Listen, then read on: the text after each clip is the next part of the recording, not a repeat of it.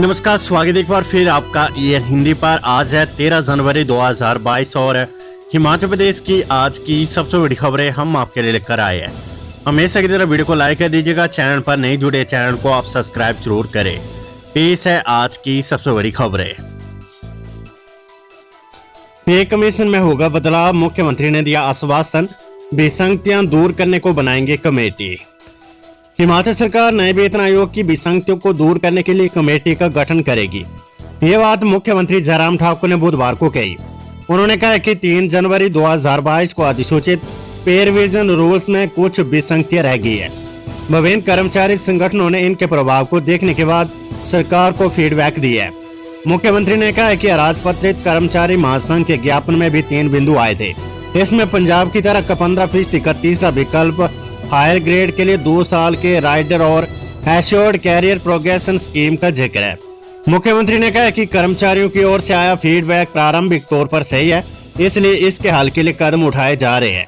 उन्होंने कहा कि किसी कर्मचारी को नए पे कमीशन से नुकसान हो, ये सरकार की मंशा नहीं है, इसलिए इन विसंगतियों को दूर किया जाएगा। मुख्यमंत्री ने कहा कि वे इस बारे में एक कमेटी का गठन कर रहे हैं। ये मुख्य सचिव की अध्यक्षता में भी हो सकती है या फिर अतिरिक्त मुख्य सचिव वित्त की अध्यक्षता में भी। वर्तमान में फाइनेंस सेक्रेटरी के कोरोना पॉजिटिव होने के कारण अभी उनका इंतजार करना पड़ेगा। Corona virus update. प्रदेश में 1804 नए कोविड केस, 3 लोगों की गई जान। हिमाचल प्रदेश में कोरोना वायरस का संक्रमण बड़ी तेजी से फैल रहा है। बुधवार को प्रदेश में 1804 नए कोरोना पॉजिटिव मामले आए हैं, जबकि 3 लोगों की मौत हुई है। इन लोगों की मौतों के साथ अब प्रदेश में कोरोना वायरस से मरने वालों का कुल आंकड़ा 3870 हो गया है।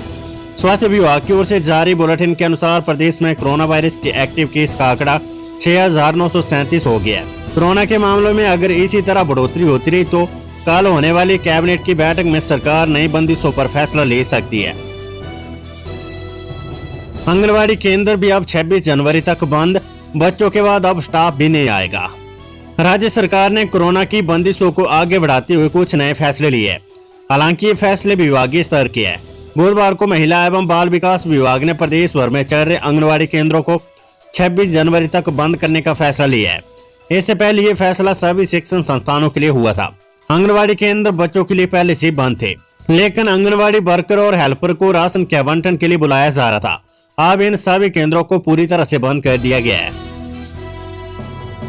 पुलिस पे बैन पर अब सरकार लेगी फैसला। पुलिस मुख्यालय ने सौंपी कमेटी की सिफारिश है। पुलिस जवानों के पे बैन पर फैसला अब जयराम सरकार लेगी। पुलिस मुख्यालय में इसे लेकर 5 दिसंबर 2021 को बनाई गई कमेटी की रिपोर्ट के आधार पर डीजीपी ने अपनी सिफारिश से सरकार को सौंप दी है। बुधवार को इस मसले पर मुख्यमंत्री जयराम ठाकुर ने भी कहा कि ये मामला अब सरकार देखेगी। पुलिस मुख्यालय से रिकमेंडेशन आई है, लेकिन इन पर अब वित्त विभाग के मार्फत ही फैसला होगा। उन्होंने कहा कि ये व्यवस्था पूर्व कांग्रेस सरकार ने बनाई थी। हिमाचल में अब 2 दिन धुंध का अलर्ट, संभल कर करे सफर। बर्फबारी के बाद ऊपरी शिमला व भरमौर में जनजीवन सामान्य नहीं हो पा रहा है। उधर मौसम विभाग की ओर से जारी पूर्वानुमान के अनुसार प्रदेश में 15 जनवरी तक मौसम साफ रहने के आसार है। 16 जनवरी को फिर से बारिश और बर्फबारी का दौर दोबारा शुरू हो जाएगा। प्रदेश में अब 2 दिन धुंध का येलो अलर्ट है। वीरवार और शुक्रवार प्रदेश के 6 जिलों में सुबह और शाम के समय धुंध छाई रहेगी। ऐसे में विजिबिलिटी कम होगी। पर्यटकों व स्थानीय लोगों के लिए एडवाइजरी जारी की है। चुनावी वर्ष। मुख्यमंत्री जयराम ठाकुर ने 16 जनवरी को पीटरॉफ में बुलाई विधायक दल की बैठक। मुख्यमंत्री जयराम ठाकुर ने 16 जनवरी को पीटरॉफ शिमला में भाजपा विधायक दल की बैठक बुलाई है। नए साल में भाजपा विधायक दल की ये पहली बैठक होगी। मुख्यमंत्री जयराम ठाकुर इसमें विधायक प्राथमिकता योजना की बैठकों के बारे में भी चर्चा करेंगे। मुख्यमंत्री जयराम ठाकुर की अध्यक्षता में वार्षिक बजट 2022-23 के लिए विधायक प्राथमिकता निर्धारण के लिए बैठक 17 और 18 जनवरी को होगी। ये भी राज्य अतिथि गृह पीटरॉफ शिमला में होने जा रही है। एचपीयू ने विद्यार्थियों को 24 घंटों में हॉस्टल खाली करने का दिया अल्टीमेटम।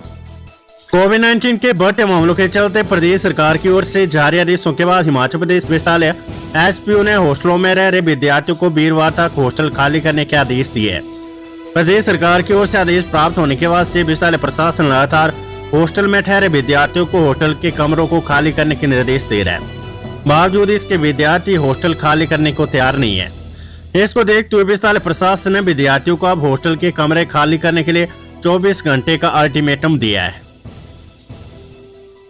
यात्रियों को रात 20% कम हुआ शिमला धर्मशाला हेली टैक्सी का किराया। मुख्यमंत्री जयराम ठाकुर ने कहा कि शिमला धर्मशाला हेली टैक्सी का किराया 20% कम किया गया है। उन्होंने कहा कि पिछले दिनों पवन हंस कंपनी से किराया घटाने का ये मसला उठाया गया था, इसे घटा दिया गया। सीएम जयराम ठाकुर ने कुछ दिन पहले ही शिमला धर्मशाला हेली टैक्सी की दरें कम करने का मुद्दा नई दिल्ली में पवन हंस लिमिटेड के प्रबंध निदेशक संजीव राजदान से उठाया था। कोरोना की समीक्षा पर आज बैठक। सीएम जयराम ठाकुर प्रधानमंत्री मोदी को बताएंगे प्रदेश में कोरोना की स्थिति।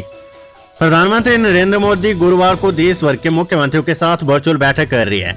इसमें मुख्यमंत्री जयराम ठाकुर प्रधानमंत्री को प्रदेश में कोरोना की स्थिति से अवगत करवाएंगे। इसके बाद शुक्रवार को कैबिनेट की बैठक में पीएम के निर्देशों के अनुसार फैसला लेंगे। कोरोना का खतरा, शिक्षा निदेशालय में बाहरी लोगों के प्रवेश पर रोक। प्रदेश में कोरोना संक्रमण के मामले बढ़ने पर शिक्षा निदेशालय में बाहरी लोगों के प्रवेश पर रोक लगा दी गई है। उच्च शिक्षा निदेशक डॉक्टर अमरजीत कुमार शर्मा की ओर से बुधवार को इस बाबत पत्र जारी किया गया है। उन्होंने कहा कि बाहरी लोगों सहित प्रदेश के स्कूलों कॉलेजों में सेवारत शिक्षकों और गैर शिक्षकों के प्रवेश पर रोक लगाई गई है।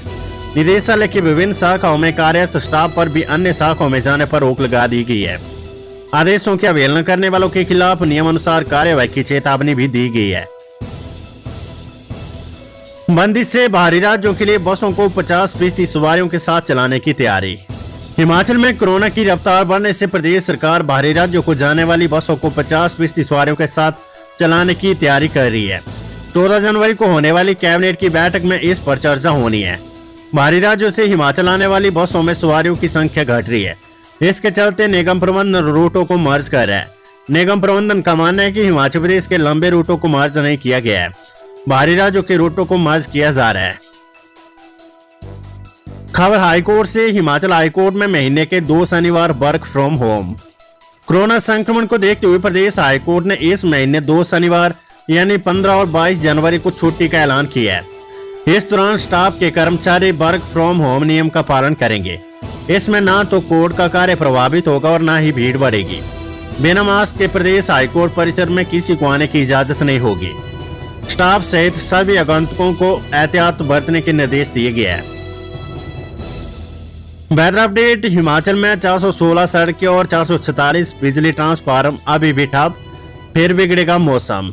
हिमाचल प्रदेश में 416 सड़कें, 444 बिजली ट्रांसफार्मर और 161 पेयजल योजनाएं अभी भी ठप है। बीते दिनों हुई भारी बारिश बर्फबारी से लाहौल स्पीति, कुल्लू, शिमला, किन्नौर, चंबा और सिरमौर जिलों में दुश्वारियां बरकरार है। हिमाचल में 15 जनवरी तक मौसम साफ रहने का पूर्वानुमान है। 16 जनवरी से पश्चिमी विक्षोभ सक्रिय होने से दोबारा बारिश बर्फबारी के आसार है। मुख्यमंत्री जयराम ठाकुर का आश्वासन, जल्द शुरू होगी जेएफटी की भर्ती। प्रदेश में जेएफटी भर्ती जल्द शुरू होगी। बुधवार को मुख्यमंत्री ने ओक ओवर में मिले जेएफटी डीएलएड प्रशिक्षित बेरोजगार संघ के प्रतिनिधि मंडल को यह आश्वासन दिया है। सरकार की ओर से बीते वर्ष स्वीकृत किए गए 810 नए पद भरने के अलावा 1800 पदों की भर्ती का परिणाम जारी होना है। मामला हाईकोर्ट में विचाराधीन होने के चलते भर्ती प्रक्रिया लटकी हुई थी। अब सरकार की ओर से हाईकोर्ट में दायर की गई पुनर्विचार याचिका पर कोर्ट ने अपने पुराने फैसले पर स्टे लगा दिया है। कोरोना का खतरा। हिमाचल कांग्रेस ने पार्टी के सभी कार्यक्रमों पर लगाई रोक।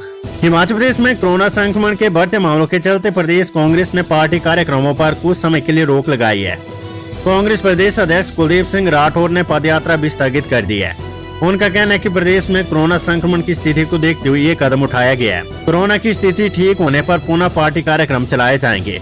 बताते कि प्रदेश कांग्रेस ने राज्य के विभिन्न जिलों में जन जागरण अभियान चला रखा था, परंतु ये कार्यक्रम भी कुछ समय के लिए स्थगित कर दिया गया है। इसके अलावा प्रदेश के जिलों में प्रशिक्षण कार्यक्रम भी आगामी विधानसभा चुनाव से पहले करवाए जाने थे और इनको भी अगले आदेशों तक रोक दिया गया है। मुख्यमंत्री जयराम ठाकुर बोले, स्टिंग ऑपरेशन में सामने आई सच्चाई। पीएम की सुरक्षा में चूक संयोगनी एक खूनी साजिश थी। मुख्यमंत्री जयराम ठाकुर ने आरोप लगाया कि प्रधानमंत्री की सुरक्षा में चूक एक संयोग नहीं बल्कि एक खूनी साजिश थी। उन्होंने कहा कि पाकिस्तान की सीमा से 10 किलोमीटर दूर प्रधानमंत्री का काफिला रोका जाना दुर्भाग्यपूर्ण है। उन्होंने कहा कि जिस स्थान से प्रधानमंत्री का काफिला गुजरता है वहां पर सारी दुकानें बंद रहती है। इसके बावजूद जिस फ्लाईओवर पर जहां प्रधानमंत्री के काफिले को रोका गया उसके नीचे शराब की दुकानें खुली थी। जयराम ठाकुर यहां पत्रकार वार्ता को संबोधित कर रहे थे। उन्होंने कहा कि इस मामले को लेकर किए गए स्टिंग ऑपरेशन में सच्चाई सामने आई है कि किस तरह से प्रधानमंत्री के कार्यक्रम को लेकर लापरवाही बरती गई। उन्होंने दावा किया कि जब प्रधानमंत्री का काफिला रोका था उस समय पंजाब पुलिस वाले प्रदर्शनकारियों के साथ चाय पी रहे थे। सीएम जयराम ठाकुर ने शिमला में किया हेलीपोर्ट का लोकार्पण, कहा प्रदेश में बन रहे 38 नए हेलीपैड। मुख्यमंत्री जयराम ठाकुर ने संजौली ढली बाईपास के समीप 18 करोड़ की लागत से बने हेलीपोर्ट का लोकार्पण किया। मीडिया से संवाद करते हुए मुख्यमंत्री ने कहा कि इस परियोजना के निर्माण के लिए केंद्र सरकार ने स्वदेश दर्शन कार्यक्रम के हिमालयन सर्किट के अंतर्गत 12.13 करोड़ रुपए और केंद्र सरकार की ओर से उड़ान 2 योजना के तहत 6 करोड़ रुपए प्रदान किए गए हैं। उन्होंने कहा कि इस हेलीपोर्ट से न केवल प्रदेश में आने वाले पर्यटकों को सुविधा मिलेगी बल्कि आईजीएमसी के समीप होने से इसका उपयोग आपातकालीन सेवाओं में भी प्रभावी रूप से किया जा सकेगा। जयराम ठाकुर ने कहा कि इस 3 मंजिला हेलीपोर्ट में सभी प्रकार की आधुनिक सुविधाएं जैसे रिसेप्शन काउंटर, हेलीपोर्ट प्रबंधन कार्यालय, टिकट काउंटर और वीआईपी लॉज आदि शामिल है। खबर एचपीयू शिमला से बीसी कार्यालय में हंगामा करने के आरोप में 3 छात्र नेता निष्कासित। हिमाचल प्रदेश विश्वविद्यालय ने एनएसयूआई के 3 नेताओं पर कार्रवाई करते हुए उन्हें विश्वविद्यालय से निष्कासित कर दिया है। इन छात्र नेताओं पर कुलपति कार्यालय में 10 जनवरी को हंगामा करने का आरोप है। ये छात्र नेता पहले से कंडक्ट प्रोवेंशन पर चल रहे थे। सोमवार को पुस्तकालय खुलवाने और छात्रों को खुला रखने की विद्यार्थियों और शोधार्थियों की मांग को लेकर शाम 6:30 बजे तक ये कुलपति कार्यालय में धरने पर बैठे रहे। इस पर यह कार्रवाई की गई है। खबर मंडी से जेब में चर्स छिपाकर छापा मारने पहुंची पुलिस, लोगों ने किया हंगामा, घटना का वीडियो वायरल। हिमाचल प्रदेश की नगर परिषद सुंदरनगर के वार्ड 1 में मादक पदार्थों की खेप आने की गुप्त सूचना पर एक घर में छापा मारने पहुंची मंडी से पुलिस की विशेष जांच टीम खुद ही फंस गई। स्थानीय लोगों का आरोप है कि टीम में शामिल हवलदार अपनी जेब में चर्स छिपाकर छापा मारने पहुंच गया था। तलाशी लेने पर हवलदार के पास 2 से 3 ग्राम चर्स मिलने पर वहां मौजूद लोगों ने हंगामा कर दिया। इसके बाद युवक को क्लीन चिट देकर पुलिस को अपनी जान छुड़ानी पड़ी। इसी बीच मामले का वीडियो सोशल मीडिया पर वायरल हो गया। पुलिस की किरकिरी होने पर पुलिस अधीक्षक मंडी शालिनी अग्निहोत्री ने इस पूरे घटनाक्रम की रिपोर्ट तलब कर ली है। खबर लाहौल से, अब लाहौल के सिंकुला दर्रे पर बनेगी 4 से 5 किलोमीटर लंबी सुरंग।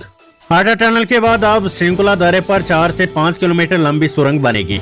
इसका निर्माण कार्य इसी साल शुरू कर दिया जाएगा। बीआरओ की योजक परियोजना रोहतांग सुरंग के चीफ इंजीनियर विशेष सेवा मेडल प्राप्त जितेंद्र प्रसाद ने कहा कि बीआरओ का अगला लक्ष्य सिंकुला जोत पर सुरंग बनाना है। इसके लिए बीआरओ ने योजक परियोजनाओं का गठन किया है। जितेंद्र प्रसाद चीफ इंजीनियर का कार्यभार संभालने के बाद पहली बार पत्रकारों से बातचीत कर रहे थे। उन्होंने कहा कि सुरंग की डीपीआर अंतिम चरण में है। डीपीआर बनती योजक परियोजना श्रृंखला पर सुरंग बनाने में जुट जाएगी। वहीं बीआरओ अटल सुरंग को लेकर जल्द ही संग्रहालय का निर्माण करने जा रहा है।